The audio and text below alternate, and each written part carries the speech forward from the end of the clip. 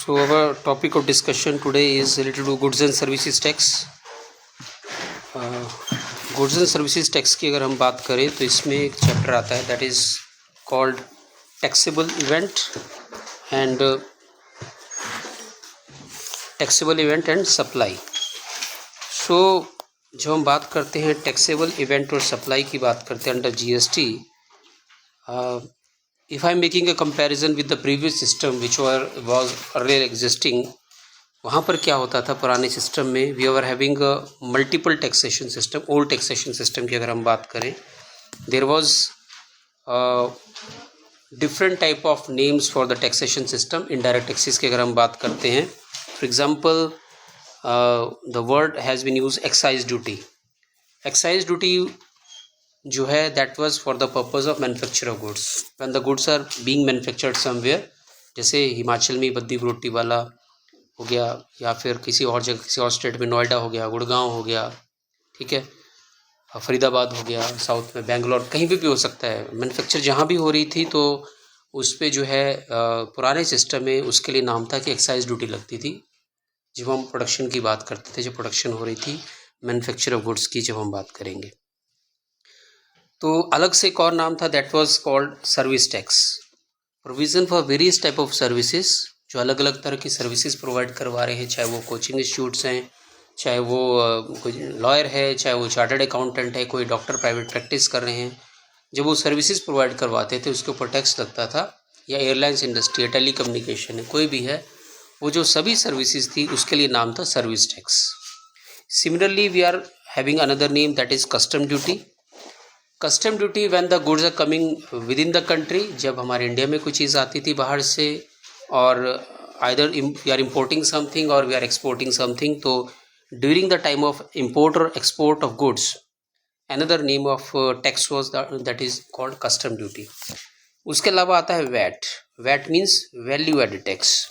Value added tax, या उससे पहले उसका नाम सेल्स टैक्स हुआ करता था many years back. Sales tax मतलब during the sale of any item, कोई भी चीज़ मार्केट में सेल हो रही है उसके ऊपर सेल्स टैक्स लगता था. उसके बाद नाम उसका हो गया वैट, वैल्यू एडेड टैक्स. और this was the name for the state government. State government के लिए यहाँ पर नाम था वैट और sales tax. But when we are talking about the central government, central government के लिए नाम हो जाता था उसका सीएसटी, सेंट्रल सेल्स टैक्स. तो ये अलग अलग से नाम थे. When we are talking about the old taxation system, multiple names were there, अलग अलग तरह के नाम थे. अलग अलग से इनडायरेक्ट टैक्सेस जो लगते थे इंडिया में, सबके लिए अलग अलग नाम थे. बट राइट नाउ हमारे लिए जो इम्पोर्टेंट जो एस्पेक्ट है that is called taxable event. हमारा टॉपिक जो है दैट इज़ टैक्सेबल इवेंट. तो इन सभी केसेस में टैक्सेबल इवेंट कब हो रहा था? When the goods are manufactured, तब एक्साइज ड्यूटी होती, दैट वाज इम्पॉर्टेंट इवेंट, वो ज़रूरी था. मैन्युफैक्चर जैसे ही होगी उसके ऊपर एक्साइज ड्यूटी लग जाती थी. Similarly when the services are being provided, तो उस केस में टैक्स लग जाता था. टैक्सेबल इवेंट उस केस में था सर्विस टैक्स लग जाता था जब सर्विसेज प्रोवाइड हो रही थी. Similarly taxable event was there while we are making the import और एक्सपोर्ट ऑफ गुड्स. जब इम्पोर्ट कर रहे थे हम गुड्स या एक्सपोर्ट कर रहे थे तो वो टैक्सेबल इवेंट हो गई और उसके लिए हम यूज़ कर रहे थे कस्टम ड्यूटी. सिमिलरली सेल्स जब हो रही थी उसके लिए नाम वैट, जीएसटी, सीएसटी या फिर सेल्स टैक्स थे. अब हमारे लिए इम्पोर्टेंट पॉइंट इसमें है टैक्सेबल इवेंट. ये मल्टीपल इवेंट्स थी यहाँ पर. But right now when we are talking about the GST में जो टैक्सेबल इवेंट है दैट इज़ ओनली वन. यहाँ पर मैंने 4-5 बताई आपको. But in the case of GST we are having only one taxable event and that event is called supply of goods and services. Supply of goods and service. इससे कोई लेना देना नहीं है कि प्रोडक्शन कहाँ हो रही है, इसका कोई लेना देना नहीं है सेल्स कब हो रही है, इसका कोई लेना देना नहीं है कि हम इंपोर्ट कर रहे एक्सपोर्ट कर रहे. इस तरह के मल्टीपल जो नेम्स थे वो यहाँ पर रिमूव हो गए and we are having only one aspect that is called supply of goods and services. तो ये टैक्सेबल इवेंट है and this is only one single taxable event. यहाँ पर एक ही टैक्सेबल इवेंट है. With the passage of time you will understand what is the meaning of taxable event here. तो right now we are having one nation one tax. पूरे राष्ट्र में, पूरे देश में एक ही देश है कि तो कानून टैक्स का एक ही ये कहा जाएगा. सो अब happening of this taxable event is very much important for the coverage of GST. GST लगने के लिए बहुत ज़रूरी है कि टैक्सेबल इवेंट होना ज़रूरी है। जब तक ये टैक्सेबल इवेंट नहीं होगी जीएसटी नहीं अप्लाई होगा। तो कंपैरिजन आप पास्ट से कर सकते हैं, वहाँ टैक्सेबल इवेंट कौन सी थी, या तो सेल थी या इंपोर्ट एक्सपोर्ट था या फिर प्रोडक्शन थी, इस तरह की चीज़ें थी। ठीक है, तो अब जीएसटी में सप्लाई का मतलब क्या हो गया, have to understand this first of all. तो यहाँ मैंने दो वर्ड्स यूज़ किए, supply of goods, supply of services, और बोथ दोनों चीज़ें भी हो सकती हैं। तो यहाँ पर जब हम सप्लाई गुड्स एंड सर्विस इनकी बात करते हैं, यहाँ पर with the passage of time you will understand कि क्या सप्लाई का मीनिंग है और हम इसको कैसे देखेंगे। तो यहाँ पर जनरल मीनिंग ऑफ सप्लाई में क्या क्या चीज़ें आएंगी। सबसे पहले सप्लाई एंड जीएसटी, सबसे पहले इसमें मैंने कहा कि सेल भी हो सकती है, देर में भी सेल ऑफ गुड्स। सेल हम डिटेल में बात करेंगे इस बारे में फिर से। सेल ऑफ गुड्स होगी तब भी सप्लाई की कैटेगरी में आएगी। When somebody is selling the laptop, mobile, furniture, ठीक है, कोई भी चीज़ हो सकती है। मूवेबल गुड्स होंगी, नॉट इमूवेबल गुड्स इसमें कवर नहीं होंगी, ओनली मूवेबल गुड्स जिनको एक जगह से दूसरी जगह मूव कर सकते हैं। Land is not covered here. ठीक है, सो जीएसटी के प्रीव्यू में हम बात जो करेंगे वो होगी मूवेबल गुड्स की। और देयर में भी transfer of goods. Transfer of goods मतलब one from one person to another person, किसी में ट्रांसफ़र होगी। डिटेल्स में हम देखते हैं बाद में क्या क्या चीज़ें कवर होंगी। ठीक है, तो यहाँ पर transfer of goods will be there from one person to another person. Then उसके बाद हम जो बात करेंगे that is called barter. As for barter is concern, barter का मतलब क्या होता है, BARTER। Barter means exchange of goods from another goods. एक जो चीज़ है उसकी जगह दूसरी चीज़ ले रखी है, और या फिर इसको हम कहें तो ये होता है कि from one good services are being transfer. For example पुराने टाइम में जैसे होता था कि somebody is having a production of rice, किसी के पास राइस ज़्यादा होता था तो वो क्या करता था, दूसरे से उसके बदले में कोई और काम करवा लेता था, या किसी का गेहूँ होता था वो बदले में गेहूँ दे देता था। किसी घर में milk was not a problem, दूध की सप्लाई थी, गाय भैंस पाल रखी थी, तो वहाँ पे वो दे देते थे। This was called barter. तो बार्टर भी इसमें हमारे पास जो है ये कवर अप होगा when we are talking about the supply of goods. उसके अलावा लीज। लीज में अगर हम बात करते हैं, what will the meaning of lease, some property has been given on lease, किसी प्रॉपर्टी को लीज पे दिया गया है, तो जीएसटी के पॉइंट ऑफ व्यू से ये सप्लाई ट्रांजैक्शन मानी जाएगी। थोड़ा समझना होगा इसको आराम से आपको गौर से कि क्या ये सप्लाई है, एक ही टैक्सेबल इवेंट है, यानी टैक्स कब लागू होगा, जब इनमें से कोई भी एक इवेंट हो जाती है। या एग्जॉस्टिव लिस्ट नहीं, इसके अलावा भी और चीज़ें हो सकती हैं। ठीक है, उसी तरीके से लीज के अलावा मैंने कहा रेंटल, रेंट पे भी कोई चीज़ दे रखी है, किराए पे कोई चीज़ दे रखी है, प्रॉपर्टी दे रखी है, उस केस में भी जो है it will be considered as the supply transaction under GST. Similarly we can have licence. Licence is also covered है। लाइसेंस किस चीज़ के लिए लाइसेंस दे रखा है, फॉर एग्जांपल आप देखिए ऑनलाइन ट्रांजेक्शन्स हम करते हैं, ऑनलाइन हम कोई चीज़ परचेज करते हैं, वहाँ पे लाइसेंस लेते हैं। फॉर एग्जांपल आपने अगर लैपटॉप है, डेस्कटॉप है आपके पास, उसके लिए आप एंटीवायरस लेते तो आपको लाइसेंस मिलता है, उसका तभी यूज़ कर सकते हैं जब उसका लाइसेंस आपको मिलेगा। कोई सॉफ्टवेयर है उसको यूज़ करने का जब तक आपका लाइसेंस नहीं होगा तब तक आप सॉफ्टवेयर को यूज़ नहीं कर सकते। तो ये भी this is covered under the case of the supply of goods and services. वो गुड्स भी हो सकती है, सर्विसेज भी हो सकती है। तो उससे पहले मैंने ट्रांसफ़र का कहा आपको। ट्रांसफ़र का मतलब है कि ब्रांच ने फॉर एग्जांपल हेड ऑफिस को कोई चीज़ें ट्रांसफ़र कर रखी है। ब्रांच है, मान लीजिए बाटा शू कंपनी है, दिल्ली में हेड ऑफिस है मान लो, और उसका जो कोई ब्रांच ऑफिस है किसी जगह शिमला में है, चंडीगढ़ में कहीं पे भी है, तो वहाँ के लिए ट्रांसफ़र होगी, ये भी कवर अप होगा इसमें। It will be considered under supply of goods and services की कैटेगरी में आएगा। दिस इज टैक्सेबल इवेंट, तो जीएसटी का होगा वहाँ पे, एप्लीकेबल होगा जीएसटी यहाँ पर। इनपुट टैक्स क्रेडिट क्लेम्ड और नॉट, इनपुट टैक्स क्रेडिट में बाद में बताऊंगा, फिलहाल मैं ये वर्ड यूज़ कर रहा हूँ। इनपुट टैक्स क्रेडिट क्लेम्ड और नॉट, उससे कोई फ़र्क नहीं पड़ता कि बाद में इनपुट टैक्स क्रेडिट क्लेम उस पर किया है नहीं, मैं बाद में बताऊंगा इस चीज़ को अगली क्लासेस में, what is the meaning of input tax credit. उसी तरीके से मैंने सेल का मतलब बता दिया। सेल का मतलब क्या हुआ कि मैंने नॉर्मल वर्ड बताया था सेल शुरू में। सेल में क्या की जाएंगी, for example there is a transfer of ownership, owner was somebody else, पहले ओनर कोई और था, टाइटल जो है किसी और के पास था, and title has been transferred, और possession has also been transferred. Possession भी ट्रांसफ़र हो सकता है, कब्जा जिसको हम कहते हैं। तो ये भी जो है इट में be considered in the category of transfer of goods and ये हम इसको सप्लाई गुड्स एंड सर्विसेज की कैटेगरी में हम बात करेंगे। तो हमारा जो चैप्टर है that is called taxable event here. Taxable event के बारे में बात कर रहे हैं। अब यहाँ कुछ इंपॉर्टेंट पॉइंट्स हैं which should be taken into consideration जब हम सप्लाई की बात करते हैं। तो एक इम्पॉर्टेंट पॉइंट है that is called consideration. Consideration now consideration is very much important point here. तो as for consideration is concern there should be some consideration, बदले में कुछ मिलना चाहिए। ठीक है, for example somebody selling the laptop, अगर कोई लैपटॉप बेच रहा है तो बदले में उसे क्या मिलने वाला है, the person is getting the money, या तो उसे पैसा मिल रहा है या फिर फ्यूचर के लिए एश्योरेंस मिल रही कि पैसा आप फ्यूचर में मिलने वाला है। सो इस तरह की जो चीज़ है कंसिडरेशन, हम इंडियन कॉन्ट्रैक्ट एक्ट 1872 में पढ़ते हैं कि what is the meaning of consideration. तो consideration is very much important hair.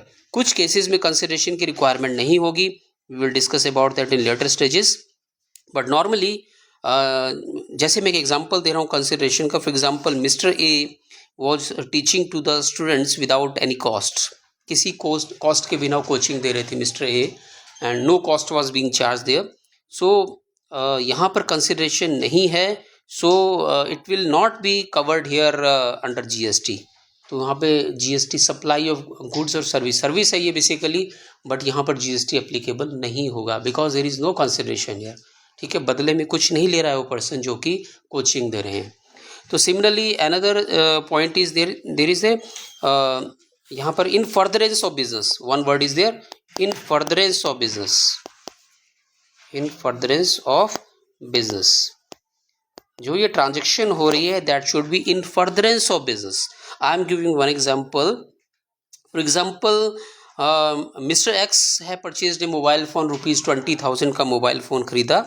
जब वो मोबाइल फ़ोन ख़रीदा तो कुछ टाइम उसको यूज़ किया और यूज़ करने के बाद after 8 to 10 months again the person goes to the dealer. वो डीलर के पास जाता है पर्सन और उससे कहता है कि आप मोबाइल फ़ोन मुझसे ख़रीद लीजिए। ठीक है, तो एक तरह से वो डीलर उससे मोबाइल फ़ोन ख़रीद लेता है। अब इस केस में this is not considered as supply of goods and services. Supply of good है क्योंकि मोबाइल है, हम इसको टच कर सकते हैं, दिस इज़ गुड्स कैटेगरी में, लेकिन इसको हम सप्लाई ऑफ गुड्स में नहीं कंसिडर करेंगे because this is not in furtherance of business. कहने का मतलब वो रूटीन में डील नहीं कर रहा है वो पर्सन मोबाइल में। आप में से कोई मोबाइल फ़ोन खरीदता है और बाद में उसे बेचने चले जाते हैं, बाद में उसे उसी शॉपकीपर को या कहीं पे भी, तो यहाँ पर जीएसटी आपने उसको बेचा, बदले में आपको जीएसटी नहीं देना पड़ेगा यहाँ पे because you are not dealing in this case regularly. आप रेगुलरली उस पर डील नहीं कर रहे हो, मोबाइल फ़ोन खरीदना बेचना आपका काम नहीं है, तो जीएसटी यहाँ पर अप्लाई नहीं होगा। ठीक है, तो मैंने 2 पॉइंट्स कहे, वन इज़ कंसिडरेशन, कंसिडरेशन का होना बहुत ज़रूरी है, और दूसरा consideration, you will get consideration है, आपको मिलेगी कंसिडरेशन, बदले में आपको पेमेंट मिलेगी, बट दूसरा पॉइंट तो कवर नहीं हुआ ना यहाँ पे, that is in furtherance of business. यानी कि बिज़नेस करने के लिए हम जो इसको कंटिन्यू नहीं कर रहे हैं, रूटीन में बिज़नेस नहीं कर रहे हैं इसमें, सो यहाँ पर इसको हम जीएसटी के इसमें supply of goods and services की कैटेगरी में यहाँ पर ये नहीं आएगा।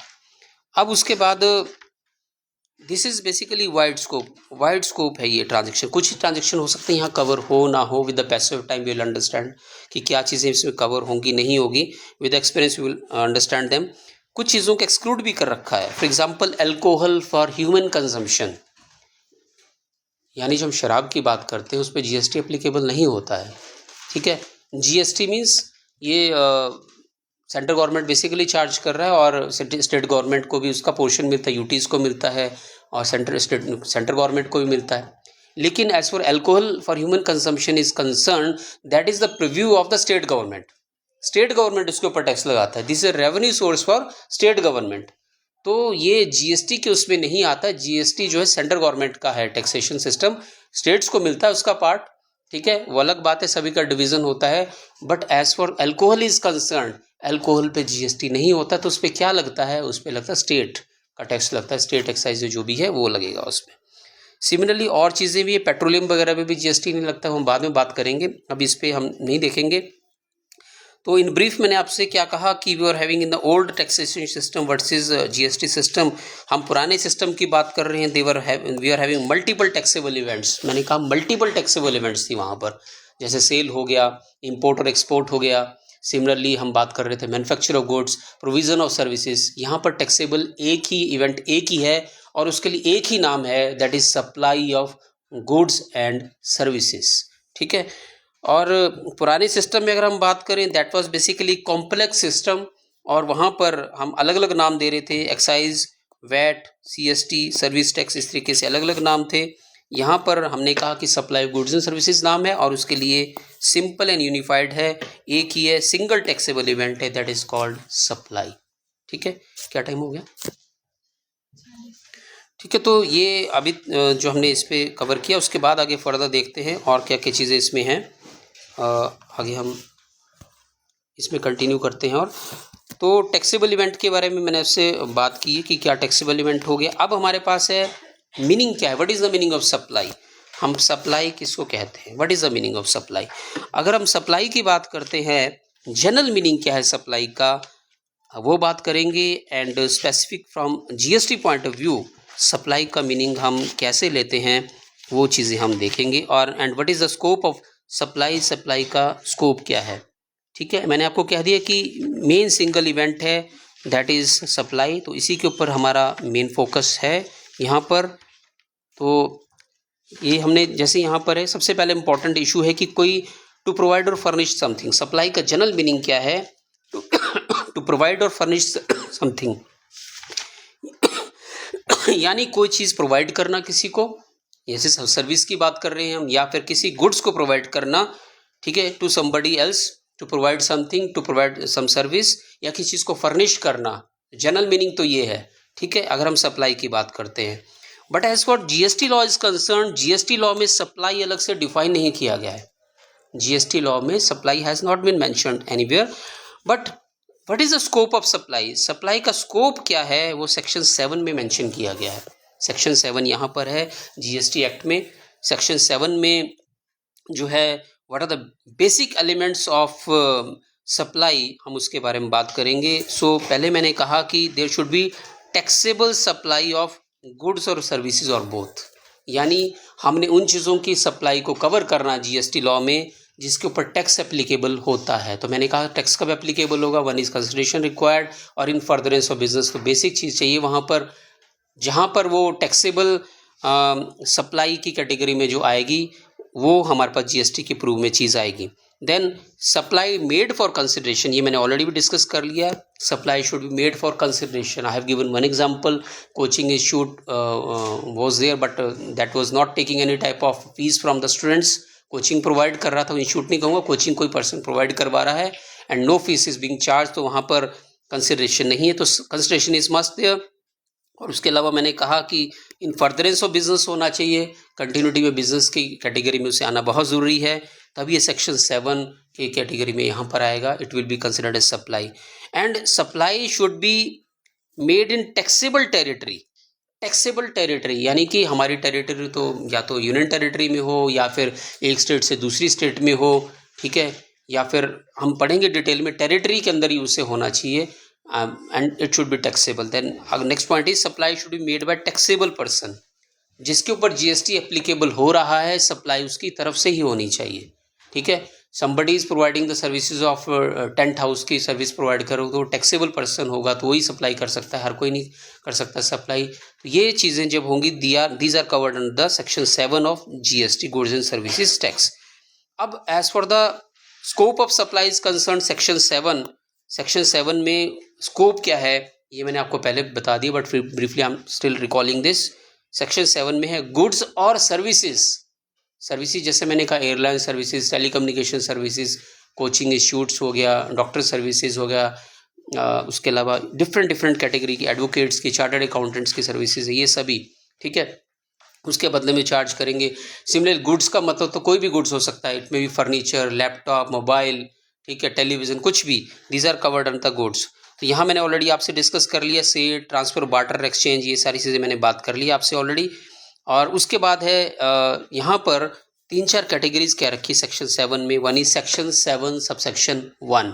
सेक्शन 7 सबसेक्शन 1 में है नॉर्मल और टैक्सेबल सप्लाईज। ये मैं आपसे with the passage of time discuss करूँगा कि नॉर्मल और टैक्सेबल सप्लाईज हम किसको कहेंगे, वो चीज़ें आ गई। उसके बाद सेकंड हमारे पास है section 7 subsection 1A, section 7 subsection 1A, that is called deemed supply. Section 7 subsection 1A deemed supply. उसके बाद है section 7 subsection 2 non taxable supplies, ये मैं बाद में आपसे बात करूंगा। और उसका section 7 subsection 3 declare supply of goods and services, declared supply of goods and services, जो मैंने आपसे डिस्कस कर रखा है उसी को एक तरह से रिकैप कर रहा हूँ, मेरे पास जो वीडियो बनेगा भी। तो यहाँ पर meaning of goods and services मैंने आपको क्या कहा, पहले भी कह दिया। गुड्स में क्या क्या चीज़ें आएंगी, every kind of movable property, movable properties must है, मूवेबल प्रॉपर्टी होनी चाहिए, then it will be coming under the category of goods for the supply of goods, हम उसको तभी बोलेंगे। And other than money and securities, money is not the part of goods, money exchange हो रहा है, हम एक पर्सन, हमारे पास पैसा है, हम उसको एक्सचेंज कर रहे हैं दूसरे के साथ, that is not under the category of supply of goods, उसको गुड्स की कैटेगरी में हम नहीं लेकर चलेंगे। There should not be inclusion of money और सिक्योरिटीज, सिक्योरिटी का मतलब शेयर्स की बात हो रही है यहाँ पे, ठीक है, ये भी नहीं हो सकता। शेयर्स तो नहीं, सिक्योरिटीज़ में देखना पड़ेगा कौन सिक्योरिटीज़ है, पता नहीं शेयर्स है कि नहीं, I have to see that in details, but money is not part of this. उसी तरीके से includes actionable claims, growing crops, growing crops मतलब कोई फसल उग रही है वो भी जीएसटी के प्रीव्यू में आएगा। अभी उगी नहीं है फसल, बट हमने इनकम टैक्स में भी पढ़ा होता है इस बारे में, इनकम टैक्स जो चार्ज होता है on the growing crops, actionable claims, ठीक है, एंड ग्रास वगैरह जो है उन सभी के ऊपर इनको गुड्स की कैटेगरी में रखा गया, these are in the category of goods. And these are the things which are attached to earth, जो कि अर्थ के साथ अटैच्ड है, कोई भी ऐसी चीज़, जैसे मैंने क्रॉप्स की बात की, वैसे तो अर्थ के साथ अटैच, लेकिन अब उससे जब निकाल देंगे वहाँ से ज़मीन से तो वो भी सप्लाई की कैटेगरी में आ जाएगा। And forming part of land, जो कि लैंड का पार्ट है बेसिकली, लेकिन उसको हम डिटैच कर सकते हैं वहाँ से लैंड से, these are covered in the goods category, और कॉन्ट्रैक्ट ऑफ सप्लाई में इसको हम ले सकते हैं। तो ये मोटा मोटा मैंने आपको बता दिया गुड्स में क्या क्या चीज़ें आएंगी। Similarly when we are talking about services, जो गुड्स के अलावा कोई भी चीज़ बचती है that is called in the category of services, को सर्विसेज में हम मानेंगे। और सर्विसेज में जो है वहाँ पर anything, any activity which can be converted into money, ऐसी कोई एक्टिविटी जिसे हम मनी में कन्वर्जन कर सकते हैं। जैसे मैंने आपको कहा टेलीकम्युनिकेशन सर्विसेज, ठीक है, वो आप टच नहीं कर सकते, नहीं सर्विस है। एयरलाइंस इंडस्ट्रीज, कोचिंग है, कोई पढ़ा रहे हैं आपको, but money involvement is very much important, वैसे पढ़ाएंगे तो that is not in the preview of the supply of services. Supply of services तभी माना जाएगा जब मनी कन्वर्जन उसमें होगा, पैसे बदले में अगर रिसीव कर रहा है पर्सन, ठीक है। तो ये चीज़ें बाकी कंडीशन ऑफ सप्लाई डिटेल में इन्होंने लिखा है, फिर से इसलिए मैं बात कर रहा हूँ। कंसिडरेशन मैंने आपको कह दिया, फ्री कोचिंग नहीं आएगा, और उसके अलावा इन फर्दरेंस ऑफ बिजनेस अगर नहीं हो तब भी कवर नहीं हो गई, हम चीज़ें डिस्कस कर चुके हैं ऑलरेडी। और जो हम थोड़ा सा पहले जो डिस्कस कर चुके हैं वो भी मैंने सेल भी बता दिया, ट्रांसफ़र भी बता दिया, और ट्रांसफ़र बिटवीन ब्रांचेस आपको मैंने एलेबोरेट कर दिया है, भी बार्टर का मीनिंग भी बता दिया है, लाइसेंस भी, rental property, lease of property, और डिस्पोजल ऑफ बिजनेस कैपिटल, ये वर्ड रह गया थोड़ा सा। डिस्पोजल ऑफ बिजनेस मतलब कि कोई अपने बिजनेस को बेच रहा है, पार्शियली बिजनेस को बेच दिया जा चुका है, या उसकी प्रॉपर्टी को बेचा जा चुका है, या फिर चाहे वो बिल्डिंग्स हैं, चाहे जो बिल्डिंग्स तो नहीं, प्रॉपर्टी जो बेची जा चुकी हैं, तो ये सभी चीज़ें जो हैं these are the part of the GST की कैटेगरी में disposal of property is also covered here, ठीक है। अब सेक्शन 7 में थोड़ा सा हम देख लेते हैं, स्पेशल जो इंक्लूजन है सेक्शन 7 में वो क्या है, supply bye persons not individuals. मान लीजिए इंडिविजुअल किसको कहेंगे, किसी कंपनी की बात हो रही है, कोई कोऑपरेटिव सोसाइटी की बात कर रहे हैं, ठीक है, जहाँ पर इंडिविजुअल की बात नहीं कर रहे हैं हम। इस तरह से किसी ऑर्गेनाइजेशन ने, पर्सन ही कह रहे हैं क्योंकि मैन मेड ऑर्गेनाइजेशंस हो गई है, तो पर्सन्स जो हैं, यानी इसको पर्सन ही हम कह रहे हैं, उन्होंने अपने मेंबर्स को कोई जो है सप्लाई कर रखी है ऑफ गुड्स और सर्विसेज, अपने मेंबर को भी अगर वो सप्लाई करते हैं, these are covered under the preview of GST में आएगा वो। ऐसा नहीं हम कहेंगे कि अपने मेंबर्स के लिए सप्लाई कर रखी है किसी ऑर्गेनाइजेशन ने, ठीक है, हम उसको पर्सन ही बोल रहे हैं, ऑर्गेनाइजेशन को या पर्सन ही मेंशन कर रहे हैं, उन्होंने अपने किसी मेंबर को सप्लाई कर रखी है तो वो जीएसटी की प्रीव्यू में आएगा, जीएसटी उस पर एप्लीकेबल होगा। सिमिलरली यहाँ पर कोई वैल्यूएबल कंसिडरेशन जो है अगर ट्रांसफ़र हुई है, but it should not be covered because of decree of court का कोई डिसीजन आया है, या फिर हम बात करेंगे कि कोर्ट की कोई जजमेंट आई है, उसके पॉइंट ऑफ व्यू से अगर है तो वो इसका पार्ट नहीं बनेगा। थोड़ा इसको भी एलेबोरेट करना पड़ेगा बाद में, बट रफली आप देख लें कि कोर्ट के जजमेंट से रिलेटेड यहाँ पर नहीं होना चाहिए। Then import of services, import of services भी यहाँ पर जो है that is covered under supply of goods. Import of services, sorry, import of services, तो कोई सर्विसेज इम्पोर्ट कर रखी है। इम्पोर्ट ऑफ सर्विसेज मीन्स हम फॉरेन में कोई हेड ऑफिस है, वहाँ से ब्रांच के लिए कोई सर्विसेज प्रोवाइड करवाई गई हैं, तो ये भी जीएसटी के प्रीव्यू में यहाँ पर आएगा। डिटेल में हम देखेंगे इसमें क्या क्या चीज़ें और फर्दर है। आगे फर्दर कुछ चीज़ें और हैं यहाँ मेंशन की हुई। सप्लाई विदाउट कंसिडरेशन, मैंने नॉर्मली कहा कि कंसिडरेशन इज मस्ट, नॉर्मली मैंने कहा कि कंसिडरेशन ज़रूरी है, बट कुछ सिचुएशंस में कंसिडरेशन के बिना भी जीएसटी एप्लीकेबल हो जाएगा। That will be supply of goods and services की केस में आ जाएगा। For example permanent transfer of और disposal of assets, permanent transfer और disposal of assets, permanently assets को ट्रांसफ़र किया जा चुका है या डिस्पोज ऑफ कर दिया गया है, बेचने की बात होती है कुछ भी इस तरह का, तो वहाँ पर विदाउट कंसिडरेशन, बदले में कुछ भी नहीं लिया, फिर भी यहाँ पर आईटीसी अलाउड और नॉट। आईटीसी मैं फिर से कह रहा हूँ, इनपुट टैक्स क्रेडिट हम ही नहीं पता लगेगा, बाद में बात करूँगा, जैसे मैंने शुरू में भी कहा ये चीज़ में कवर नहीं होगी। बाकी उसके अलावा जो है अगर फॉरेन से हमने परमानेंट ट्रांसफ़र एसेट की कर रखी तब भी आप थोड़ा बुक में डिटेल को पढ़ना, अभी शायद पूरी डिटेल्स ना भी क्लियर हो रही हो कि, बट देखना इसको। उसके अलावा सप्लाई बिटवीन रिलेटेड और डिस्टिंक्ट पर्सन्स, रिलेटेड पर्सन का मतलब है कि दो ऑर्गेनाइजेशंस हैं, पर्सन की बात करें ऑर्गेनाइजेशन रिलेटेड है, जैसे हम होल्डिंग कंपनी सब्सिडी कंपनी की बात करते हैं, ठीक है, तो आपस में एक दूसरे को सप्लाई कर रहे हैं गुड्स की, इन फर्दरेंस ऑफ बिजनेस होना चाहिए, बिजनेस कंटिन्यूटी में कर रहे हैं, it will be covered under the category of the supply of goods without consideration बेशक कर रहे हैं। मान लीजिए एक ऑर्गेनाइजेशन है होल्डिंग कंपनी, उसने सब्सिडी कंपनी को भी सप्लाई कर रखी है, ठीक है, तो विदाउट कंसिडरेशन, बदले में कुछ नहीं ले रहा है वो सब्सिडी कंपनी से, but it will be covered under the supply category. Similarly gift by employer to employee, employer ने कोई एम्प्लॉय को गिफ्ट कर रखी है, ठीक है, वो वहाँ पर एक कंडीशन है कि 50,000 तक अगर गिफ्ट कोई है, एम्प्लॉयर ने एम्प्लॉय को जो कर रखी है गिफ्ट अप टू 50,000, उस पर जीएसटी का एप्लीकेबल नहीं होगा, सप्लाई ऑफ गुड्स की कैटेगरी में नहीं आएगा ये, ठीक है। Similarly supply of goods between principal and agent, principal and agent दो पर्सन्स हैं, एक दूसरे को सप्लाई कर रहे हैं एक दूसरे के बिहाफ पे। मान लीजिए प्रिंसिपल ने गुड्स सप्लाई की एजेंट को या एजेंट ने सप्लाई की गुड्स प्रिंसिपल को, एक दूसरे के बिहाफ पे, यहाँ पर supply of goods and services की कैटेगरी में यहाँ पर ये आएगा। Similarly import of services by taxable person from related person outside India, related person जैसे मैंने कहा होल्डिंग कंपनी सब्सिडी कंपनी एक यहाँ पर है और एक ऑफिस उनका फॉरेन में है, उस केस में आपस में एक दूसरे को सप्लाई कर रहे हैं गुड्स की, कंसिडरेशन बेशक नहीं है। ये जो सारी चीज़ें मैंने आपको 3-4 पॉइंट्स के, इनमें कंसिडरेशन इन्वॉल्व नहीं है।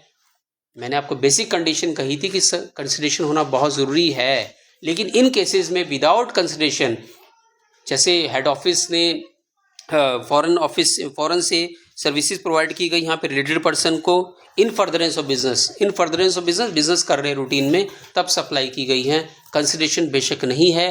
कहीं यूएस से इंडिया में, यूएस में हेड ऑफिस और यहाँ पर उसका ब्रांच टाइप के लीजिए जो भी है, तो यहाँ पर उन्होंने सप्लाई किया है, तो बेशक वो बदले में यहाँ से कुछ नहीं पेमेंट उनको कर रहे हैं, लेकिन ये भी supply of goods and services की कैटेगरी में आएगा, ठीक है।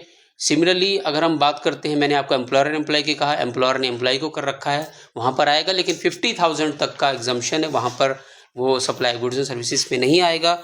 और उसी तरीके से मैंने आपको कहा कि प्रिंसिपल एंड एजेंट दोनों आपस में ट्रांसफ़र अगर कर रहे हैं कोई चीज़ें, गुड्स ट्रांसफ़र कर रहे हैं on behalf of each other, वहाँ पर भी वो बेशक कंसिडरेशन नहीं है, बदले में वो कुछ भी नहीं ले रहे हैं, उसके बावजूद this is covered in the GST law में, इसको ट्रांसफर, इसमें supply of goods and services मानेंगे, ठीक है। Thank you so much. कुछ चीज़ें समझ आपको आई होंगी, कुछ नहीं, पढ़ना होगा आपको बाद में, ठीक है। Thank you so much.